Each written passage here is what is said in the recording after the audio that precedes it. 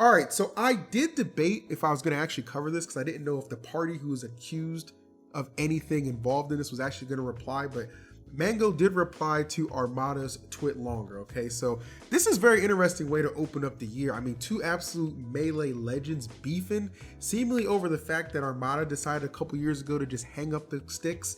You know what I'm saying? He streams like Super Mario 64 speedruns or something like that. I'm not really sure, but either way, he found a new passion, something new to invest in, which was kind of what a tweet he made, I think, about like appreciating the things that he likes or things that are important to him was like related to that. And he was like relating it to the fact in a quote tweet, like, oh, that's kind of why I stepped away from Melee, something to that effect. And it kind of prompted some people to respond to him in like a not so pleasant way, you know what I'm saying? I think Lucky was one of like the main people spearheading that. If you're not familiar with Lucky, one of Mango's best friends, but regardless of that, it actually ended up revealing some very intriguing and interesting things that Armada was claiming, like, yeah, you know, I've received a bunch of harassment over the years since I've left, including even death threats, just some extreme that this really doesn't make a lot of sense when we're all just trying to play a game. Like, Armada is absolute Melee Smash royalty. The Five Gods era was just chef's kiss thing of beauty. One of the things I appreciate the most, but appreciation sometimes isn't always given. So let's take a look at exactly what I'm talking about right here. So this is, he says he makes a tweet longer, it says my tweet. So he's just basically addressing things that took place that he wanted to clear up. Here's the tweet longer right here. It's not the longest thing. It'll probably take you 5 minutes to read, you know what I'm saying? Maybe 6 or 7 if you got a snack along with it. But regardless of the fact, he basically outlines the fact that a lot of like the hate and the lies that have been spread about him over the years all stems from one person, essentially, Mango, okay? And the fact that Mango commands this huge army that just follow him blindly, right? They just listen to his word as if it is gospel. And to an extent that is true. To an extent that is true. Like the Mango Nation, the Mango Army, whatever you want to call it, is massive, okay? This guy routinely floats between 8,000 and 10,000 subs on Twitch. That is not easy to do, okay? You are very high up and you have a lot of supporters if you're actually able to do that.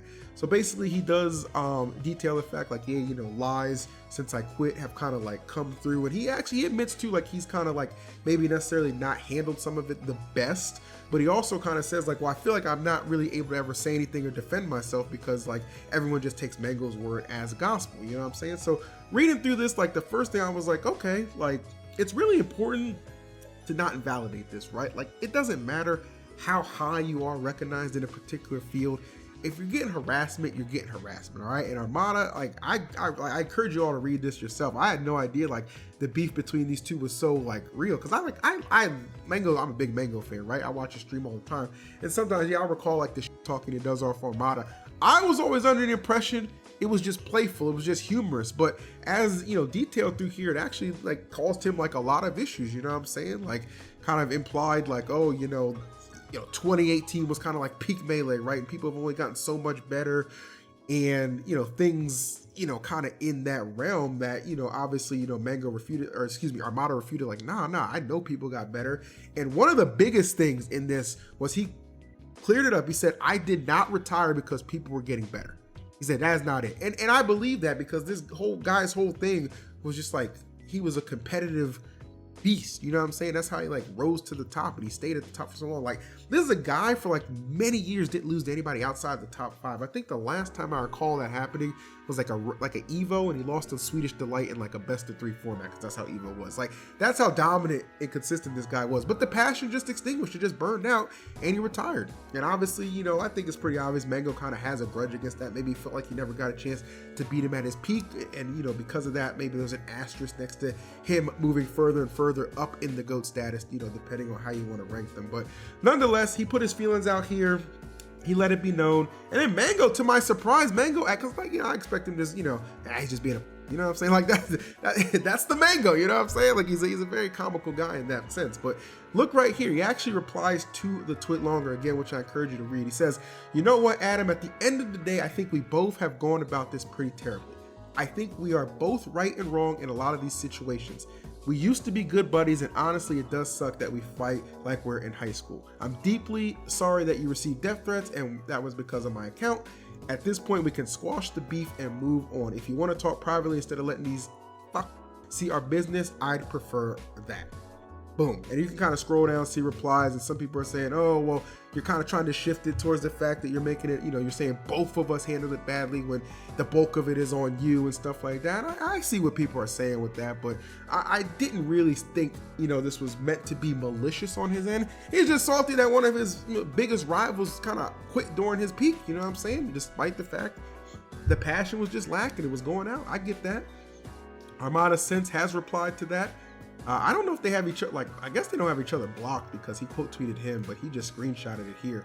He says, saying that I should have made the tweet longer earlier was not meant to imply I never tried to tell Mango. So he's kind of saying yeah, we've reached out and had conversations before. I tried, but it did not work. I wanted to clear this up because many got the idea that I said nothing at all during 4 years. He could not have known the impact he had. Bro, it's crazy to me that this is actually a thing. You know what I mean? This is crazy to me that it's actually a thing between two of Melee's finest. I mean, just Smash's finest in general, that these two are beefing. This is how we're kicking off the new year. And it doesn't really, no matter whose side you pick, I think we can all agree, this is not really what you necessarily want to see. So even if with it being something you don't necessarily want to see, there's a lot of underlying beef in just, man, I'm not talking about, obviously there's 2 Melee players here, but there's a lot of underlying beef that people don't know about. I mean, for it to go to the extent where Armada even said in this tweet longer, yeah, I still play Melee casually and occasionally, but because of the harassment he was receiving, he just didn't feel comfortable playing it online anymore, on stream. That's wild to me. That's actually crazy, right?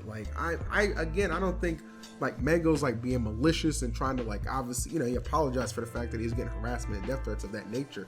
But I think he was just, trying to almost goad him back into coming back into the competitive space, into the competitive field. And I could tell you, it ain't gonna happen.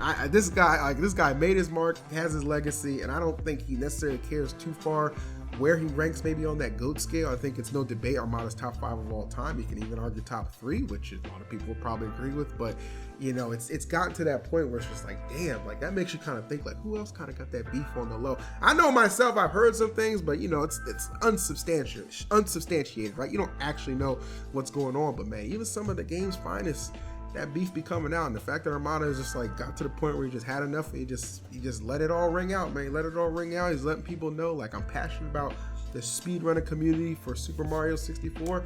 That's what I'm gonna do, and I'm gonna let y'all know exactly why I'm kind of staying out of the Melee conversation. I did see Bobak reached out and was hey, you want to come to Genesis and commentate? So I think Armada commentary would actually be kind of fire. But let me know your thoughts on all this, man. I saw a couple people talking about it on, obviously, a couple people talking about it on YouTube, a lot of people talking about it on Twitter, and my audience, we stay tapped in, baby. So go ahead and make sure you tap that like button, tap that subscribe button, comment, and let me know what you're thinking.